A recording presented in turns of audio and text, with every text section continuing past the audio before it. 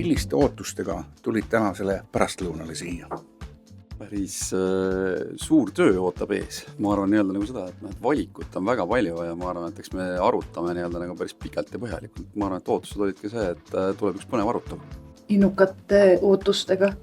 Ma tegelikult lootsin, et ma näen siin mingid saali täit kavandeid, originaale.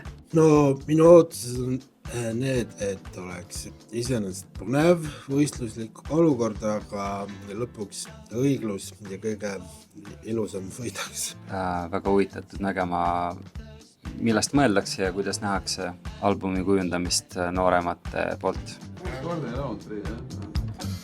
Ja lastele veel.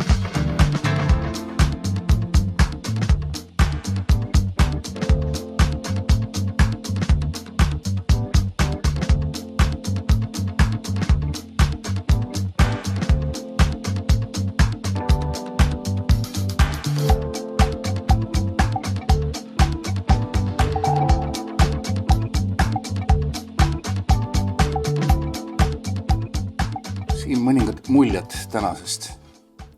Ma valmistasin vastamise küsimused, mis mind üllatas.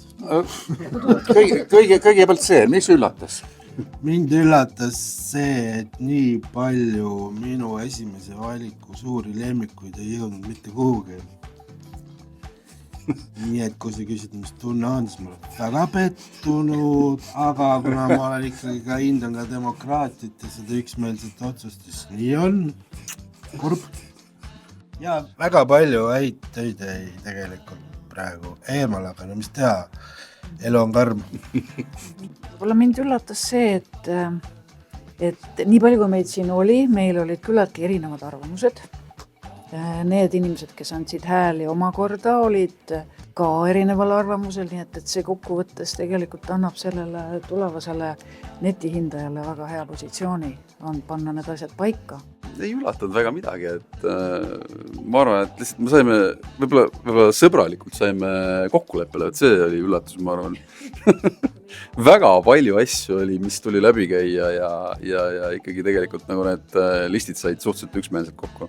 Ma ausalt öeldes oleksin oodanud isegi rohkem žürivahelist vaidlust, aga ma saan öelda, et ma tõestin rahule kõigi võitjate ja eriauhindadega ja päris paljud minu lemmikud jõudsid kõrgele kohale.